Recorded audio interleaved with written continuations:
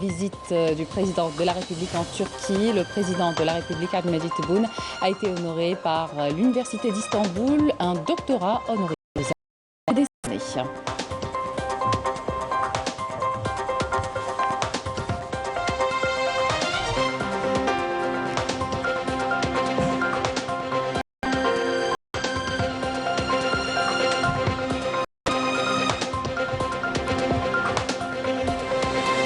Le président de la République a été reçu en Turquie lors d'une cérémonie officielle et solennelle. Il s'est entretenu en tête-à-tête avec son frère, le président turc Recep Tayyip Erdogan. Un deuxième jour de visite marqué par la tenue d'entretiens riches et profonds entre les chefs des deux pays et la signature de plusieurs accords et mémorandums d'entente. Début ce matin du colloque international sur les amis de la révolution algérienne en présence de 70 amis de la révolution algérienne venus de plus de 30 États. Et puis industrie pharmaceutique, 70 laboratoires algériens participent au salon de Dakar de l'industrie pharmaceutique. L'Algérie a pu se prémunir contre les perturbations des marchés mondiaux des médicaments. Reportage à suivre dans cette édition. Et enfin, la militante sahraoui Sultana Khaya et sa famille continuent de subir quotidiennement les affres de la répression et les agressions de l'armée d'occupation marocaine.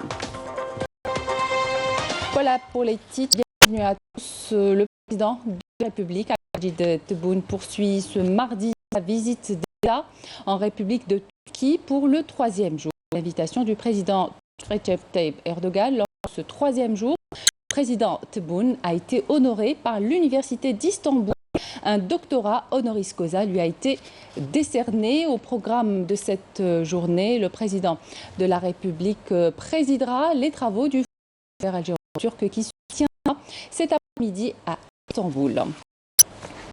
Le président de la République a été reçu en Turquie lors d'une cérémonie officielle et solennelle. Il s'est entretenu en tête-à-tête avec son frère, le président turc Recep Tayyip Erdogan. Le deuxième jour de la visite qu'effectue le président de la République a été marqué par la tenue d'entretiens riches et profonds entre les chefs d'État des deux pays et la signature de plusieurs accords et mémorandums d'entente pour renforcer la coopération bilatérale à tous les niveaux et insuffler la dynamique escomptée aux relations bilatérales historiques dans l'histoire et distinguer entre les deux pays frères. Le compte rendu avec Alice Ridir.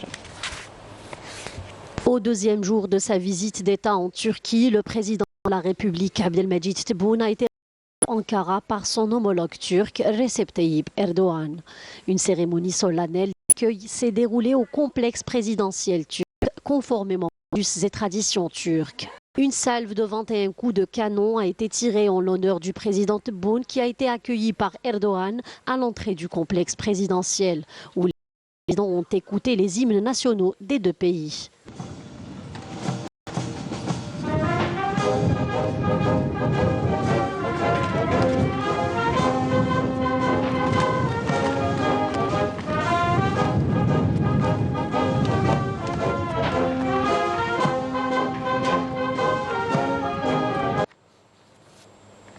Les deux chefs d'État ont par ailleurs eu des discussions en tête-à-tête présidentielle et la délégation des deux pays. À l'issue de ce soutien, il a été procédé à la signature de mémorandum d'entente visant à renforcer la coopération bilatérale dans plusieurs domaines, comme l'énergie et les mines, les finances, le commerce, l'industrie, la pêche, les sciences et technologies, l'environnement et la lutte contre le crime organisé transfrontalier. Des accords qui viennent insuffler la dynamique escomptée aux relations bilatérales historiques ancrées dans l'histoire et distinguées entre les deux pays. Lors de cette visite, il a également été mis en avant la volonté des deux pays de porter le volume d'investissement turc en Algérie à 10 milliards de dollars. Abdelmajid Tebboune s'est d'ailleurs cité des étapes importantes franchies par les deux pays ensemble, ce qui permettra d'enrichir les historiques privilégiés et renforcer le processus de partenariat stratégique entre l'Algérie et la Turquie. Toujours dans le cadre de la coopération algéro-turque, après l'amélioration du climat des affaires en Algérie, les opérateurs économiques turcs sont nombreux à collaborer avec des entreprises algériennes, des partenariats fructueux, notamment dans les secteurs de l'industrie et du PTHP. Commentaire Yanis Aït Belkacem et Amal Seridira. Il est installé en Algérie depuis quelques années après avoir créé une entreprise de fabrication de économique turque ambitionne aujourd'hui de collaborer avec des entreprises algériennes après l'amélioration ne serait pas venu. On aimerait d'ailleurs signer d'autres contrats et élargir. Nous recevons beaucoup de demandes sur ce produit. C'est pour qu'on entend fabriquer cet engin de manutention en Algérie. En Afrique, grâce à des investissements fructueux, notamment dans le secteur BTPH. Nous sommes en Algérie depuis. Nous avons participé à d'importants projets routiers et de construction avec la participation d'ingénieurs algériens. Nous ambitionnons d'investir davantage en Algérie. Le partenariat économique entre l'Algérie et la Turquie ne cesse d'évoluer, se distinguant par la réalisation et l'engagement des projets dans divers secteurs d'activité, ainsi que par un volume d'échanges en constante évolution avec plus de 4 milliards de dollars en 2021. Dans la coopération algéro-turque, nous allons vous parler d'un investissement agricole commun à Adrar. Il s'agit d'un complexe agricole de 4000 hectares dédié aux cultures, un projet qui créera l'emploi et de la richesse dans la région. Commentaire Olivier. C'est à quelques kilomètres d'Aoulef que l'école algéro-turque sera installée.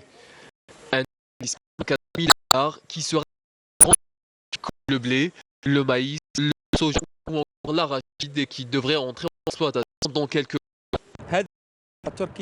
Une collaboration algéro-turque dédiée à l'investissement dans le secteur de l'agriculture. Nous avons près de 500 hectares pour la céréaliculture. Il y a aussi une unité de transformation d'huile et encore. Nous avons bénéficié de 4000 hectares et nous avons aussi 27 puits. La base de vie est en phase de finalisation. Elle devrait être opérationnelle d'ici 1 mois et demi. Et nous pouvons enfin commencer notre activité suivant le cahier des charges. C'est très vaste ici. L'eau est disponible et la terre est très fertile. Ce projet est le fruit d'un partenariat algéro-turc à Adrar. Il y a beaucoup d'activités dans cette région. C'est donc un investissement d'envergure qui permet de créer plusieurs postes d'emploi pour la plupart des habitants de la région. Ça a commencé à travailler ici. Nous avons de bonnes relations avec les Turcs. Nous travaillons dans de bonnes conditions. Ça nous permet d'avoir de l'expérience. Un projet commun ambitieux entre l'Algérie et la Turquie qui permet à la région d'acquérir du savoir-faire et de contribuer à la réalisation du chemin. Début ce matin du séminaire international sur les années de la Révolution prévu sur 2 jours en présence de 70 de la Révolution algérienne venus de plus de 30 États, organisé par le ministère des Moudjahidines sous le haut patronage du président de la République.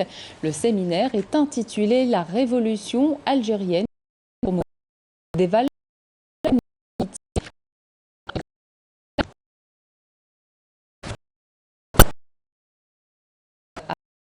Ce matin, et sur place,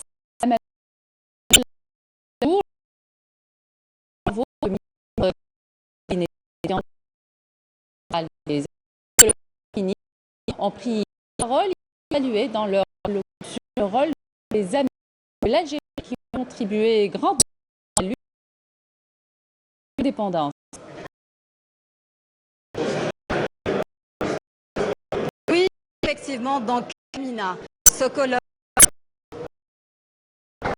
Donc effectivement, ce colloque se veut un vibrant hommage aux amis de la révolution algérienne qui ont lutté aux côtés du peuple algérien pour le recouvrement de sa liberté contre l'occupant français. Et justement pour les anticolonialistes du monde entier, leurs familles sont ici à l'Horacie témoigner de colonisateurs français de l'horreur du colonisateur français. À cette occasion, les valeurs humaines universelles de la révolution algérienne ont été mises en avant. D'ailleurs, à cette occasion, le Premier ministre a salué le rôle et la contribution des amis de la révolution algérienne qui ont soutenu la guerre de libération et qui ont soutenu une cause juste qui inspire des mouvements de libération à travers le monde et qui continue, a-t-il dit, d'inspirer les mouvements de libération à travers le monde, notamment dans les territoires palestiniens occupés et dans le Sahara occidental. À cette occasion aussi, un documentaire réalisé par la télévision algérienne qui rapporte ou qui retrace des témoignages d'anticolonialistes qui se sont rangés aux côtés du peuple algérien a été diffusé, de même qu'une lettre lue par le ministre des Moudjahidines, une lettre de l'Algérie qui se veut aussi une reconnaissance aux amis de la guerre de libération nationale a été lue. Il faut dire aussi, il y a lieu de rappeler que ce colloque se tient durant 2 jours ici à l'Horacie. Des anticolonialistes, des amis de la révolution algérienne sont ici pour apporter leur témoignage. Et ce qu'il y a à retenir aussi, c'est que l'émotion est vive ici à l'Horacie. Merci Amel pour tous ces détails. On y reviendra bien sûr dans nos prochaines éditions. L'université Farhat Abbas de Sétif abrite depuis hier la semaine scientifique nationale organisée par le ministère de l'enseignement supérieur. L'événement prévoit durant 4 jours des conférences, des expositions ou encore des concours. Pour cette 2e édition, 3 thématiques sont retenues. Les détails avec Ismaël Bouraidia. L'objectif de cette 2e édition de la Semaine scientifique nationale est d'ouvrir le champ d'opportunités à l'innovation des compétences universitaires dans différents domaines. Il faut dire qu'il y a une production scientifique, mais elle est en deçà de ce que nous espérons. Il y a des potentialités, il y a des compétences, il y a lieu de les accompagner pour que la production soit en normes et aux critères établis mondialement. Nous avons cette fenêtre de 8 ans. Parce que si on continue comme ça, il arrivera un moment, 2028-2030, il va falloir choisir ou exporter ou consommer. Alors, il faut donc qu'on se mette tous ensemble. Et des réunions comme celles que nous faisons aujourd'hui, elles sont extraordinaires. Il ne faut pas croire que nous sommes sortis de l'auberge. Les grands défis. Et il faut dire la vérité aux jeunes. Les campus présents à Sétif seront en course pour choisir les 5 meilleures universités d'Algérie avec des critères internationaux. Une motivation de choix pour les étudiants participants. Cette machine, elle peut scanner votre main. Elle vous donne un modèle en 3D sur mesure à votre main. Ce modèle, il remplace le plâtre. Il y a plus d'aération. Il aide les gens avec une allergie, il les aide dans le corps. Le poids, il est vraiment léger par rapport au plâtre. ان شاء الله كون نلقاو ممولين راح نساعدوا في نعاونوا ذوي الاحتياجات الخاصه في سيارات بسيطه جدا يعني بكل انواعهم حسب درجه الاعاقه الشخص يعني. À la fin de cette édition, les 5 lauréats seront récompensés par le ministre de l'Enseignement supérieur et de la Recherche scientifique. Industrie pharmaceutique, 70 laboratoires algériens participent au salon de Dakar de l'industrie pharmaceutique, première édition du genre depuis l'indépendance pour accompagner les opérateurs du secteur pharmaceutique en vue d'accéder aux marchés extérieurs après avoir satisfait la demande nationale. Cette manifestation s'inscrit dans le cadre de la politique du gouvernement visant à renforcer les exportations hors hydrocarbures, conformément aux mesures prises par l'État, à la lumière des instructions du président de la République, Abdelmejid Tebboune, pour la reprise des vols Alger-Dakar et le lancement d'une ligne maritime entre les 2 pays, ainsi que la mise en place d'un cadre réglementaire favorable à l'exportation. Le salon Al Jazeera Healthcare sera le point de départ des relations algéro-sénégalaises dans le domaine de cette industrie, l'occasion de signer de nombreux protocoles d'entente, conventions et contrats entre les différents participants, outre la présentation de l'expertise algérienne. L'Algérie a appelé à prioriser la production pharmaceutique en vue notamment de satisfaire les besoins du continent par l'adoption d'une approche consensuelle et continentale entre les différents pays membres de l'Union africaine pouvant développer l'industrie pharmaceutique à travers la prise de nombreuses décisions. Badia Marni. Déjà présent sur les marchés internationaux, le médicament fabriqué en Algérie a aussi une place de choix en Afrique. L'ambition aujourd'hui est de pénétrer d'autres marchés africains. Le salon des produits pharmaceutiques à Dakar, au Sénégal, est une aubaine pour atteindre cet objectif. Le marché que l'on cible n'est pas seulement le marché africain. Dans un premier temps, c'est sûr, dans le cadre d'énormément d'accords, le marché africain doit faire partie projet, mais on cible le marché international, notamment par nos propres produits, mais aussi et également en localisant des projets étrangers, en étant comme site alternatif. Donc cet événement, celui-là, il est unique. Celui de Dakar, il est juste unique. Ça sera un bout d'Algérie, un bout de notre industrie pharmaceutique qui sera exposé là-bas à Dakar. Dakar, c'est le Sénégal et c'est aussi la porte vers d'autres pays d'Afrique. On aura justement à rencontrer des représentations des distributeurs qui distribuent à travers l'Afrique, qui seront là au rendez-vous au niveau de Dakar. Ils vont rencontrer les opérateurs, en tous les cas les opérateurs qui auront manifesté un fort intérêt à l'exportation. Ils sont au nombre de 70. On est fiers de les exposer. La stratégie de développement du secteur pharmaceutique accompagne les opérateurs évoluant dans ce domaine en leur exigeant le respect des standards usités pour aller à l'international, notamment en Afrique. Les pays qui seront dans une relation commerciale avec nous seront très regardants sur notre réglementation. Donc il faudrait qu'on affiche une réglementation qui soit des plus strictes. Il faut savoir que le médicament est le secteur des plus réglementés.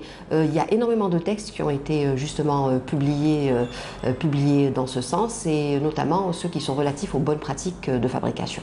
On a quand même des prévisions qui s'élèvent à 50 millions de dollars par rapport aux opérateurs qui ont déposé les programmes prévisionnels d'exportation. Aller à la conquête de l'Afrique est au cœur des priorités de nombreux fabricants de ce produit sensible et vital. Notre action prend comme référence la déclaration du président de la République à travers le ministre des Affaires étrangères, qui se résume à la nécessité d'une synergie et d'une solidarité africaine pour atteindre la souveraineté et la sécurité sanitaire. Saïdal Group est l'entreprise qui traduit la politique sanitaire gouvernementale pour répondre aux besoins nationaux. L'exportation vient après la satisfaction de l'ensemble de la demande nationale. Nous avons bien sûr dans notre programme et dans notre perspective d'exporter nos produits vers l'étranger, notamment l'un des premiers marchés le plus proche, c'est-à-dire les pays africains. Nous avons à ce titre mis en place une stratégie d'exportation vers les pays africains. Pour ce faire, vous savez très bien que pour les produits pharmaceutiques, il faut procéder à l'enregistrement des produits en Afrique, c'est-à-dire qu'il faut les inscrire l'entreprise et inscrire les laboratoires et les produits, par la suite procéder aux opérations d'exportation. La présence de nombreux opérateurs économiques au Salon de Dakar permettra de faire connaître plus le médicament algérien et à arracher d'autres parts de marché. Nous sommes déjà présents dans de multiples pays tels que le Burkina, la Mauritanie, mais aussi le Sénégal. La tenue de ce salon est l'occasion pour conquérir d'autres marchés et signer de nouveaux contrats.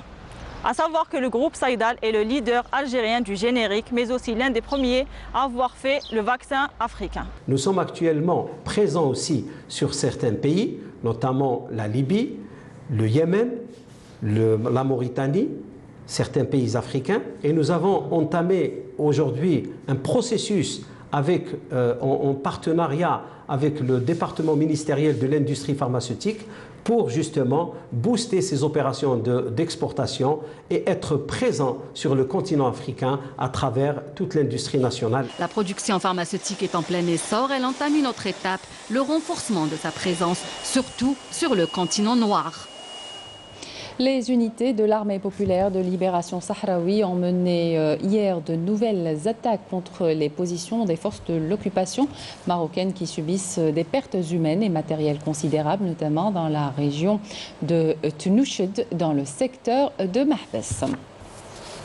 La militante sahraoui Sultana Khaya et sa famille, encore une fois ciblées par l'armée d'occupation marocaine malgré ses actes barbares d'intimidation et d'oppression, leur lutte continue aux côtés des autres militants sahraouis. Raouf Hamouch.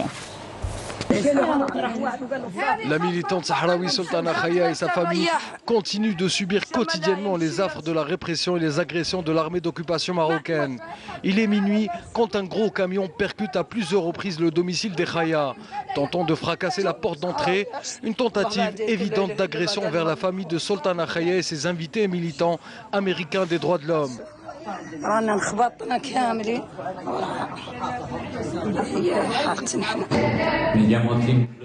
Je m'appelle Tim Frota, je suis présent ici au domicile de Sultana Khaya. Ce matin, très tôt, un gros camion a essayé de percuter la maison à 3 reprises, en commençant par la porte d'entrée, ensuite celle du garage. Ils ont tenté de s'introduire via la porte principale pour nous enlever.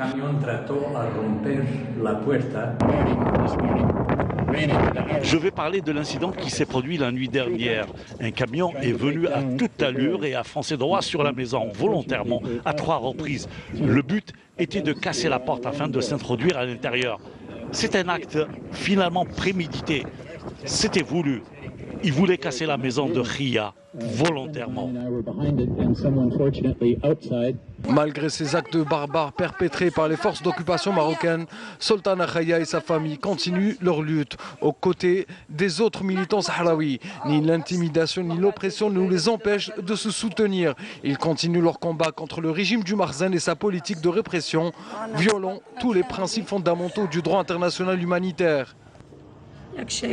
La sélection nationale de football a participé 11 fois au tournoi méditerranéen de football, mais l'édition qui a marqué la mémoire des Algériens, celle de 1975 à l'occasion des JM d'Alger, lors d'une finale historique face à la France. Retour sur ce match avec Saïd Flak.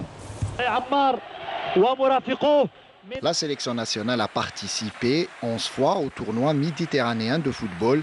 Mais l'édition qui aura incontestablement marqué la mémoire des Algériens, c'est bel et bien celle de 1975 qui s'est déroulée à Alger, qui a vu les Verts remporter la médaille d'or lors d'une finale historique face à la France.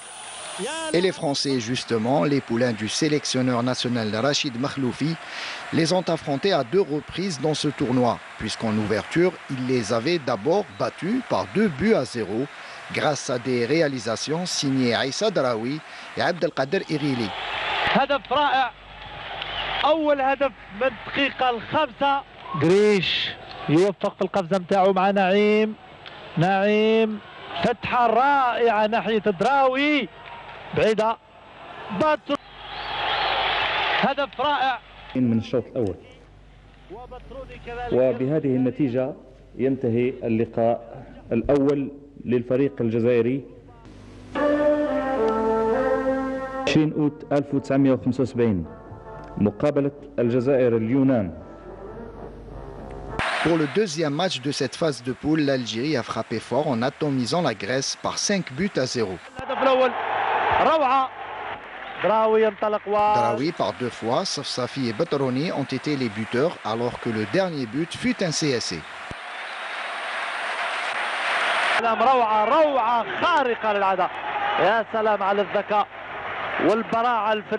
Une victoire qui a eu le mérite d'apporter encore plus de confiance aux joueurs qui ont affronté ensuite l'Égypte dans l'autre choc du groupe. Une partie qui a vu les Algériens l'emporter grâce une nouvelle fois au défunt Aïssa Draoui, 1-0.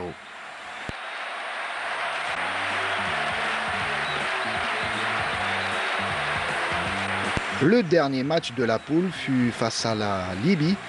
Et là encore, l'équipe nationale est sortie victorieuse par 2-1 suite à un doublé du défunt Djamel Keddo. Place à présent à la demi-finale face aux voisins tunisiens.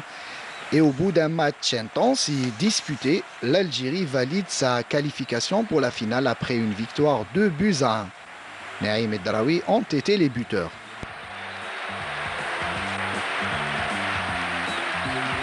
Le 6 septembre et devant un stade du 5 juillet archi-comble s'est jouée la finale tant attendue du tournoi, mettant aux prises l'Algérie à la France.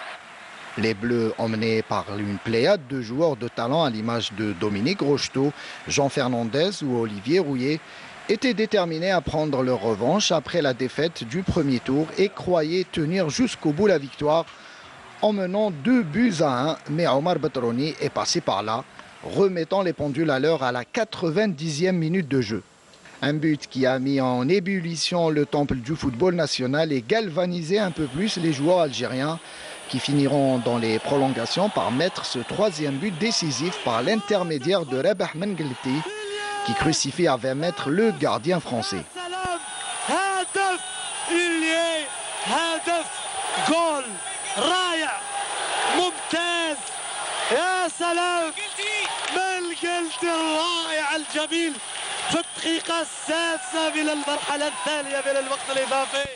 Une victoire historique fêtée comme il se doit par tout un peuple et qui marquera à jamais le football national.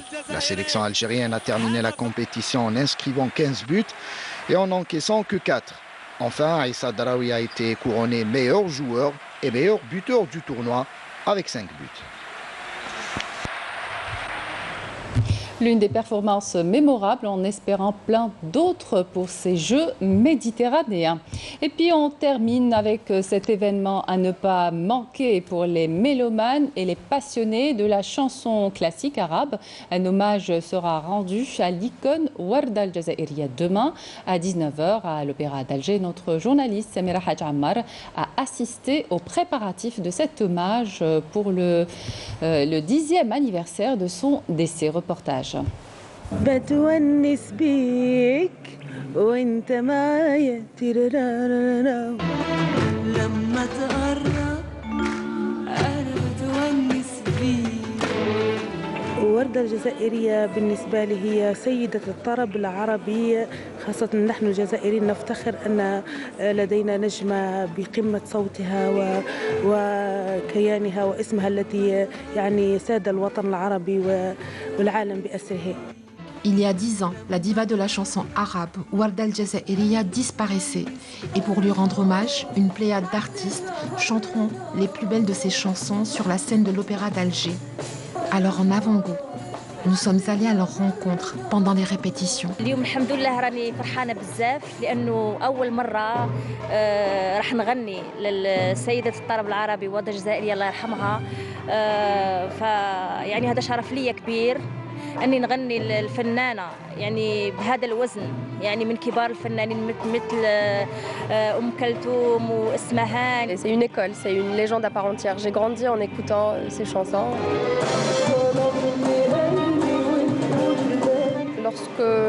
Lorsqu'on me demande de chanter ou lorsque j'ai envie de fredonner un morceau à la maison ou lorsque j'ai envie de chanter, les chansons de Warda, ce sont les chansons qui viennent à mon esprit en premier lieu.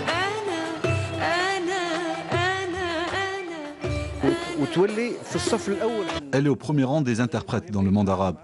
Elle est tout un symbole pour nous, nous avons tout appris d'elle, et notamment les bases du chant. Warda al-Jazairiya a beaucoup impacté sur notre itinéraire artistique. Et pour diriger ces artistes et sopranos, c'est le maestro Kamel Mardi qui a été choisi. Oui, jusqu'à sa dernière chanson. Jusqu'à cette dernière chanson, c'est-à-dire une variété. Les années 80 jusqu'à avant sa mort, peut-être une année ou là. La chanson, c'est une belle chanson, d'ailleurs, je l'aime beaucoup. C'est Ayem.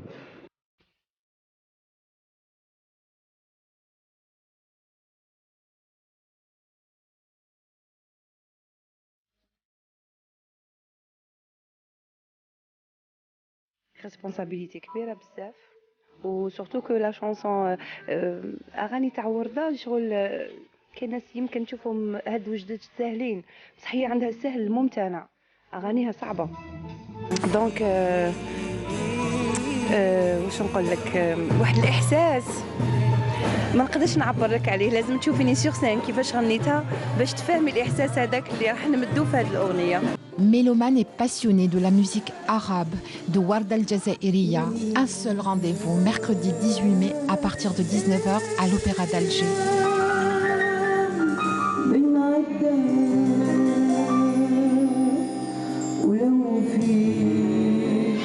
Et c'est la fin de cette édition. Merci de votre attention. Excellente suite de programmes sur Canal Algérie.